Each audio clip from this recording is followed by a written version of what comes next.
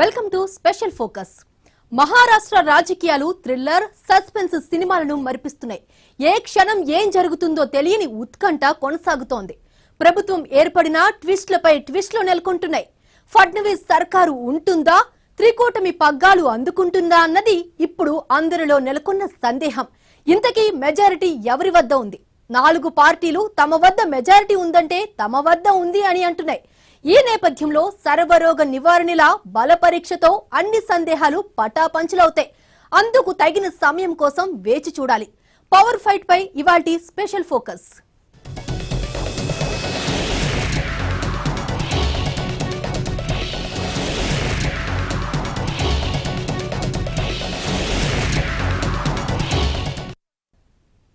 మహారాష్ట్రలో ఏం జరుగుతోంది? నెల రోజుల పాటు సాగిన రాజకీయ డ్రామాకు తెరపడినట్టే పడి మళ్లీ మొదటికి వచ్చినట్టు కనిపిస్తోంది. ప్రస్తుత పరిస్థితి సద్దుమణగాలంటే బల పరీక్ష జరగాలి. దీంతో ఇప్పుడు అందరి చూపు బీజేపీపై పడింది. తాను వాదిస్తున్నట్టుగా బీజేపీకి 170 మంది ఎమ్మెల్యేల మద్దతు ఉన్నదా లేదా అన్నది తేలాలంటే బల పరీక్ష తప్పనిసరి. ఈ నేపథ్యంలో సుప్రీంకోర్టు తీర్పు కీలకం కానుంది. మహారాష్ట్రలో పవర్ ఫైట్. బీజేపీకి మెజారిటీ లేదంటున్న త్రికూటమి.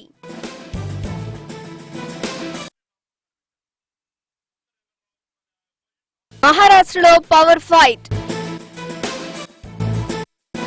బీజేపీకి మెజారిటీ లేదంటున్న త్రికూటమి. బలపరీక్షపైనే అందరి చూపు. మహారాష్ట్రలో రాజకీయాలు మలుపులు తిరుగుతున్నాయి. అధికార పీఠం 4 పార్టీల మధ్య వీరి గుమ్మడి పండులా మారింది. ఎన్నికల్లో ప్రజలు ఇచ్చిన తీర్పుకు ప్రస్తుతం జరుగుతున్న పరిణామాలకు పొంతన లేకుండా పోయింది. బీజేపీ శివసేన కూటమికి 161 సీట్ల మెజారిటీని కట్టబెట్టినా ప్రభుత్వాన్ని ఏర్పాటు చేయలేదు. 50-50 ఫార్ములా 2 పార్టీల మధ్య చిచ్చు రేపింది. చివరకు బీజేపీ శివసేన విడిపోవాల్సి వచ్చింది.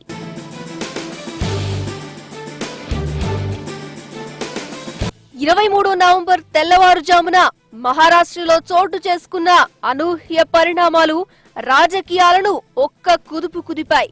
రాత్రికి రాత్రే మారిపోయిన సమీకరణాలతో అందరూ షాక్ కు గురయ్యారు. శివసేన, కాంగ్రెస్, ఎన్సీపీ కలిసి ప్రభుత్వాన్ని ఏర్పాటు చేస్తాయనుకుంటే బీజేపీ, ఎన్సీపీ కలిసి సర్కార్ను నెలకొల్పడం విస్మయం కలిగించాయి. కని విని ఎరుగని రీతిలో మారిన పాలిటిక్స్ తో అందరూ ఒక్కసారిగా తేరుకోలేని పరిస్థితిలోకి వెళ్లారు.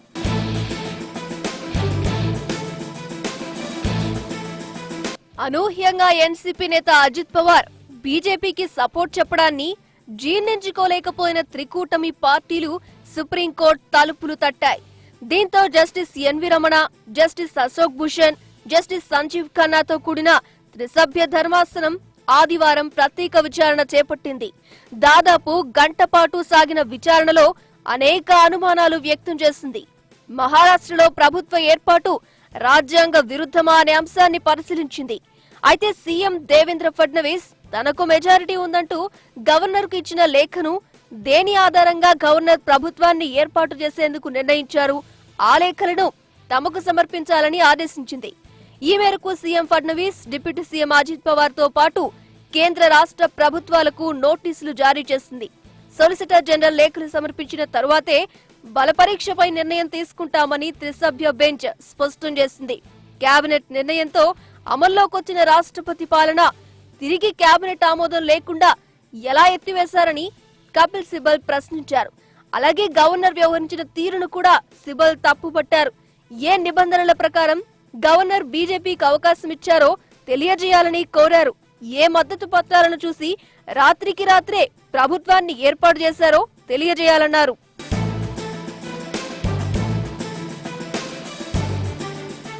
సోమవారం మహారాష్ట్రలో సంక్షోభంపై సుప్రీంకోర్టులో వాడివేడి వాదనలు జరిగాయి. ఆదివారం నాటి ఆదేశాల ప్రకారం ప్రభుత్వ ఏర్పాటుకు గవర్నర్ ఏ ప్రాతిపదికన నిర్ణయం తీసుకున్నారో చెప్పే లేఖలను సొలిసిటర్ జనరల్ తుషార్ మెహ్రా అందజేశారు. ప్రభుత్వ ఏర్పాటుకు తనకు మెజారిటీ ఉందని సీఎం ఫడ్నవీస్ సమర్పించిన లేఖ ఎన్సీపీ ఎమ్మెల్యేల సంతకాలతో శాసనసభాపక్ష నేత హోదాలో అజిత్ పవార్ సమర్పించిన లేఖను సమర్పించారు. ప్రభుత్వ ఏర్పాటుకు గవర్నర్ ఆహ్వానించడం సరైన నిర్ణయమేనని, ఈ లేఖలపై లోతైన విచారణ జరపాల్సిన అవసరం ఆయనకు లేదని సొలిసిటర్ జనరల్ అన్నారు. గవర్నర్ నిర్ణయంపై న్యాయ సమీక్షాధికారం పరిధిని ఈ సందర్భంగా తుషార్ మెహతా ప్రశ్నించారు. ఫడ్నవీస్ పవార్ ప్రభుత్వానికి 170 మంది ఎమ్మెల్యేల మద్దతు ఉందని గవర్నర్ లేఖను చదివి వినిపించారు. నవంబర్ 22న అజిత్ పవార్ మద్దతు లేఖ అందజేశారని, వీటిని నమ్మకపోవడానికి గవర్నర్ వద్ద ఎలాంటి కారణాలు లేవని అన్నారు. ప్రభుత్వ ఏర్పాటులో ఆయన ఏకపక్షంగా నిర్ణయం తీసుకోలేదని, మెజార్టీ సీట్లున్న పార్టీనే ఆహ్వానించారని స్పష్టం చేశారు. కోర్టులు బల పరీక్షలకు ఆదేశించలేవని ఆయన వాదించారు.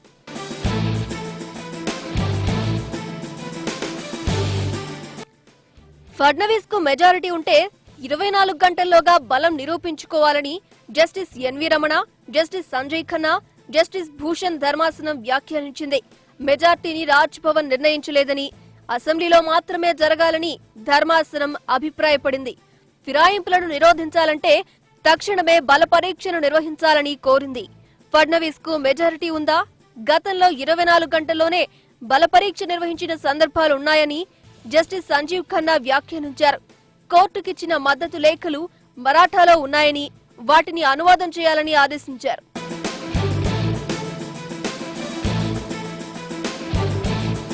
సీఎం ఫడ్నవీస్ కి మెజారిటీ ఉందా అని ప్రశ్నించిన సుప్రీంకోర్టు బల పరీక్ష జరపాలా వద్దా అనే అంశంపై తీర్పును రిజర్వ్ లో పెట్టింది. మంగళవారం ఉదయం 10:30 తీర్పు ఇవ్వనుంది. కేంద్రం తరపున వాదనలు వినిపించిన సొలిసిటర్ జనరల్ తుషార్ మెహతా రాష్ట్రంలో ప్రభుత్వ ఏర్పాటుకు గవర్నర్ ఏకపక్ష నిర్ణయం తీసుకోలేదని, ఎన్నికల ముందు పొత్తులపై ఆయనకు అవగాహన ఉందని సుప్రీంకోర్టుకు తెలిపారు. మహారాష్ట్ర గవర్నర్, ముఖ్యమంత్రి ఫడ్నవీస్ మధ్య సాగిన లేఖల వివరాల్ని సుప్రీంకోర్టుకు సమర్పించారు. ముఖ్యమంత్రిగా పదవి బాధ్యతలు చేపట్టాలని రాష్ట్ర గవర్నర్ భగత్ సింగ్ కోశ్యారీ ఫడ్నవీస్ కు ఎలాంటి లేఖ రాశారు, తాను ప్రభుత్వాన్ని ఏర్పాటు చేస్తానని గవర్నర్ కు ఫడ్నవీస్ ఏమని లేఖ రాశారో సుప్రీంకోర్టు పరిశీలించింది. శివసేన, కాంగ్రెస్, ఎన్సీపీ తరపున కపిల్ సిబల్ వాదనలు వినిపించారు. అజిత్ పవార్ తరపున మణీందర్ సింగ్ వాదనలు వినిపించారు. Supreme court justice N V Ramana, Sanjiv Khanna, Ashok భూషణ్ల త్రిసభ్య ధర్మాసనం వాదనలు వింది.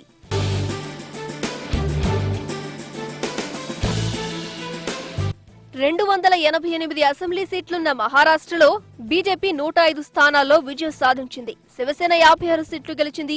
ఇక ఎన్సీపీ 54, కాంగ్రెస్ పార్టీకి 44 మంది ఎమ్మెల్యేలున్నారు. మహారాష్ట్రలో ప్రభుత్వం ఏర్పాటు చేయాలంటే కనీసం 145 మంది ఎమ్మెల్యేల మద్దతు ఉండాలి. బీజేపీకి 11 మంది ఇండిపెండెంట్ల మద్దతు ఉంది. అందువల్ల ఇంకా 29 మంది ఎమ్మెల్యేల మద్దతు అవసరం. అంతమంది అజిత్ పవార్ వర్గం నుంచి వస్తారా అన్నది తేలాల్సిన అంశం. అటు శివసేన, ఎన్సీపీ, కాంగ్రెస్ 3 కలిపి 154 మంది సభ్యుల బలం ఉంది. కొందరు ఇండిపెండెంట్లు కూడా ఎన్సీపీకి సపోర్ట్ ఇస్తున్నారు. అందువల్ల ఆ కూటమికి ప్రభుత్వం గట్టెక్కే ఛాన్స్ ఉంటుంది. కానీ ఎన్సీపీలో రెబల్స్ అందుకు సపోర్ట్ చేస్తారా అన్నది శరద్ పవార్ ను వెంటాడుతూ ఉన్న భయం. ఇలా మహారాష్ట్ర పంచాయతీ అల్లకల్లోలంగా తయారైంది.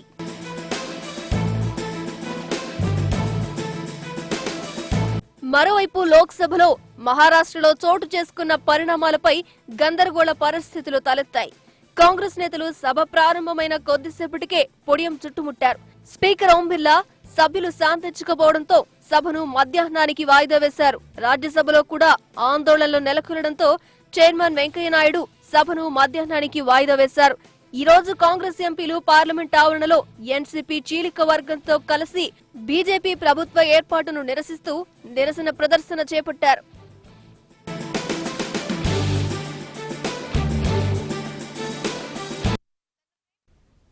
మహారాష్ట్రలో ప్రభుత్వాన్ని ఏర్పాటు చేసే అవకాశాన్ని కోల్పోయిన శివసేన ఇకపై కూడా ప్రభుత్వాన్ని ఏర్పాటు చేసేందుకు ఉన్న ఏ ఒక్క అవకాశాన్ని వదులుకోవద్దని భావిస్తోంది.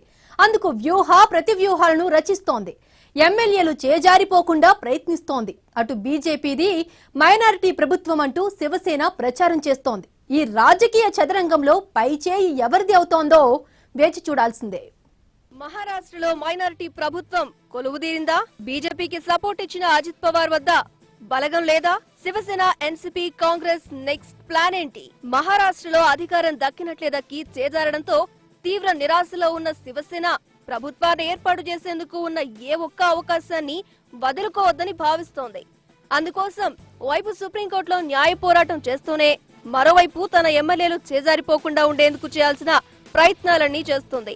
ప్రస్తుతం శివసేన ఎమ్మెల్యేలు అందరికీ ముంబైలోని లారిల్ హోటల్లో బస ఏర్పాటు చేయగా ఇప్పుడు వారిని 3 బృందాలుగా విడగొట్టి 3 బృందాలను 3 చోట్లకు పంపింది. మహారాష్ట్రలో ప్రభుత్వాన్ని ఏర్పాటు చేసేందుకు చేస్తున్న తీవ్ర ప్రయత్నాల్లో భాగంగానే దేవేంద్ర ఫడ్నవీస్ ముఖ్యమంత్రిగా ఏర్పడిన కొత్త ప్రభుత్వాన్ని మైనారిటీ ప్రభుత్వంగా అభివర్ణించిన శివసేన నేత ఏక్నాథ్ షిండే సదరు మైనారిటీ ప్రభుత్వం వెంటనే రాజీనామా చేయాలని డిమాండ్ చేశారు. తమకు 162 మంది ఎమ్మెల్యేల మద్దతు ఉందని పేర్కొంటూ గవర్నర్ కి లేఖ ఇచ్చామన్నారు. ఎటొచ్చి ప్రజాస్వామ్యంలో ఎవరికి ఎంత మెజారిటీ ఉందనే దానికే ఎక్కువ ప్రాధాన్యత ఉంటుంది కనుక నవంబర్ 23న ఏర్పడిన మైనారిటీ ప్రభుత్వాన్ని రద్దు చేసి మెజారిటీ ఎక్కువ ఉన్న వారికి ప్రభుత్వాన్ని ఏర్పాటు చేసే అవకాశం ఇవ్వాలని కోరినట్టు ఏక్నాథ్ షిండే తెలిపారు.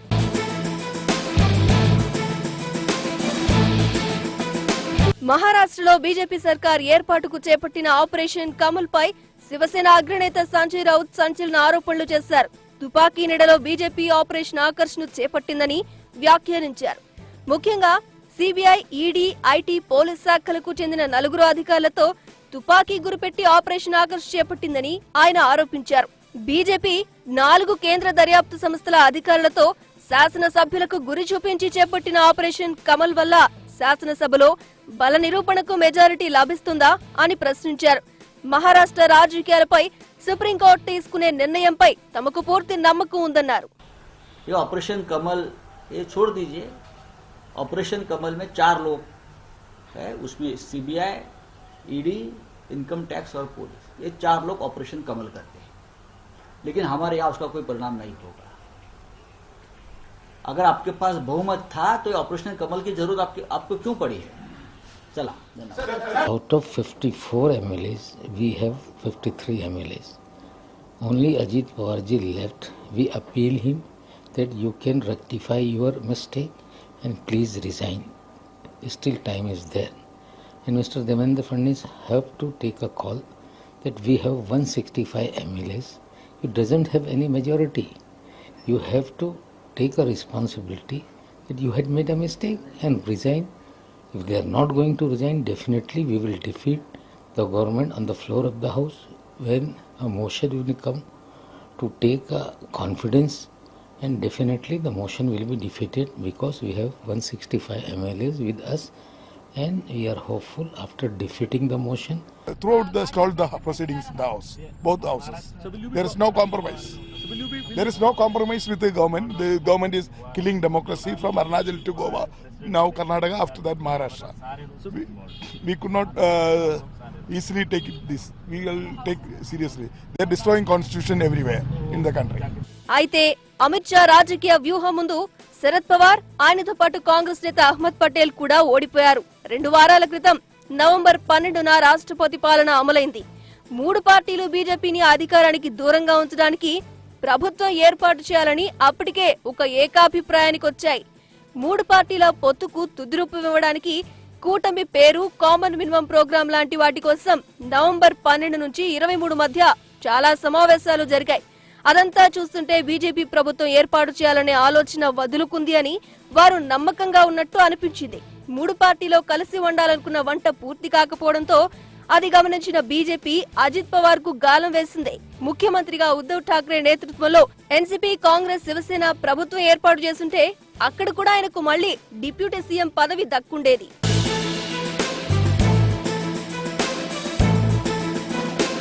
60 ఏళ్ల అజిత్ పవార్ దగ్గర బీజేపీ ప్రతిపాదనను ఒప్పుకోవడానికి చాలా కారణాలున్నాయి. మొదటిది, అత్యంత ముఖ్యమైనది ఏంటంటే దానివల్ల ఆయన జైలుకు వెళ్లకుండా బయటపడతారు.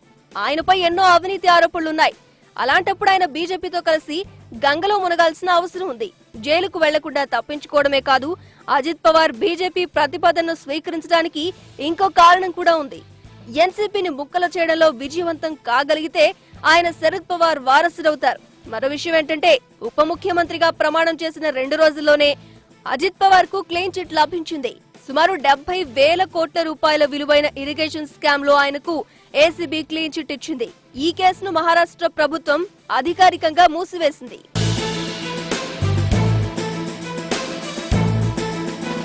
మరోవైపు మహారాష్ట్ర రాజకీయ సంక్షోభానికి వీలైనంత త్వరగా ముగింపు పలకాలని భావిస్తున్న బీజేపీ హార్న్స్ ట్రేడింగ్ బాధ్యతలను వికేంద్రీకరించింది. ఆగమేఘాల మీద అర్ధరాత్రి మంతనాలతో పొద్దున్నే పదవి ప్రమాణం చేసిన ముఖ్యమంత్రి దేవేంద్ర ఫడ్నవీస్, ఉప ముఖ్యమంత్రి అజిత్ పవార్లకు ఇదివరకే తమ లక్ష్యాలను నిర్దేశించిన బీజేపీ అధిష్టానం తాజాగా మరో 4 కీలక బాధ్యతలు అప్పగించినట్లు సమాచారం. కావలసిన 145 మంది శాసనసభ్యులే కాకుండా 170 నుండి 180 వరకు బలపరీక్షలో దేవేంద్రుని ప్రభుత్వానికి అనుకూలంగా ఓటేసేటట్టు చూడాలని ఆ 4 నేతలకు అమిత్ షా గట్టిగానే చెప్పారని ముంబై మీడియా కథనాలిస్తోంది.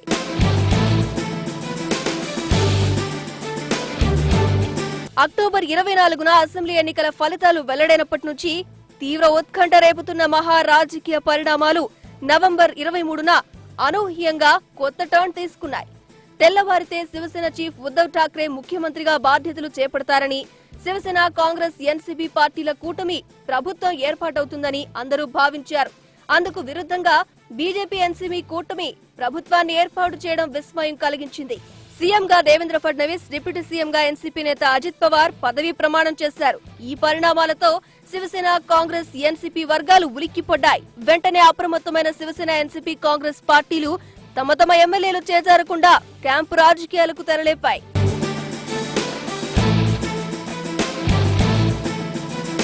ఇటు బీజేపీ కూడా తమ ఎమ్మెల్యేలను కాపాడుకోవడంతో పాటు ప్రత్యర్థుల క్యాంపుల్లో ఉన్న వారికి తాయిలాలు ఆశ చూపడం మొదలుపెట్టింది.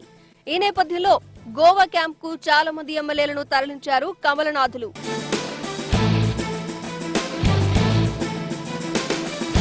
మరోవైపు దేవేంద్ర సర్కార్ కు ఇప్పటికే 15 మంది ఇండిపెండెంట్లు మద్దతు ప్రకటించినట్టు తెలుస్తోంది. వారిలో 11 మంది ఎమ్మెల్యేలు ఆల్రెడీ తమ సంతకాలతో కూడిన మద్దతు లేఖలను సీఎం చేతికిచ్చినట్లు చెబుతున్నారు. 15 మందికి అదనంగా మరో 10 మంది ఇండిపెండెంట్లకు గాలమేసేందుకు బీజేపీ నేతలు ప్రయత్నాలు ముమ్మరం చేశారు. శివసేనకు ఇదివరకే మద్దతు ప్రకటించిన ఇండిపెండెంట్లకు భారీగా తాయిలాలను ఆశ చూపుతున్నట్లు సమాచారం. బీజేపీ 105, అజిత్ వర్గం 30కి తోడుగా ఇండిపెండెంట్లు 20 వరకు వస్తే బలపరీక్షలో నెగ్గడం బీజేపీకి సులువవుతుంది. కానీ 145 సంఖ్య టార్గెట్ గా పనిచేయొద్దంటూ భారీ లక్ష్యాన్ని అమిత్ షా నిర్దేశించినట్టు చెబుతున్నారు. 145 మ్యాజిక్ ఫిగర్ కాగా 170 నుంచి 180 వరకు ఎమ్మెల్యేల మద్దతు సంపాదించాలని అమిత్ షా ఆదేశించినట్టు తెలుస్తోంది.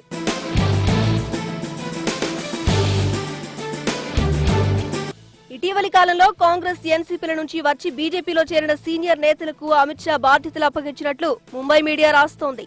నారాయణ్ రాణే, గణేష్ నాయక్, బాబన్ రావు లోనికర్, ఆర్కే విఖే పార్టీలకు బాధ్యతలు అప్పగించిన అమిత్ షా కాంగ్రెస్, ఎన్సీపీలను చీల్చే బాధ్యతలను ఆదేశించినట్లు చెబుతున్నారు. అదే సమయంలో శివసేనను చీల్చే బాధ్యతలను దేవేంద్ర ఫడ్నవీస్ స్వయంగా చేపట్టినట్టు తెలుస్తోంది. ఇందుకు విదర్భ ప్రాంతానికి చెందిన సంఘ్ పరివార్ కీలక నేతలను దేవేంద్ర ఫడ్నవీస్ రంగంలోకి దింపినట్లు సమాచారం. సో మొత్తం మీద సుప్రీంకోర్టు మంగళవారం ఇవ్వనున్న తీర్పులోగానే పరిస్థితిని చక్కదిద్దుకోవాలని బీజేపీ అధినాయకత్వం భావిస్తోంది. మహారాష్ట్రలో జరుగుతున్న పవర్ ఫైట్ లో ఎవరిది పైచేయి అవుతుందో తెలుసుకోవాలంటే బల పరీక్ష తప్పనిసరి. మరి సుప్రీంకోర్టు తీర్పు ఎలా ఉండనుందో వేచి చూడాలి. ఇది వాటి స్పెషల్ ఫోకస్. మరో ఫోకస్ లో మళ్ళీ కలుద్దాం. అంతవరకు చూస్తూనే ఉండండి ఐ న్యూస్. మీతోనే మీ వెంటే.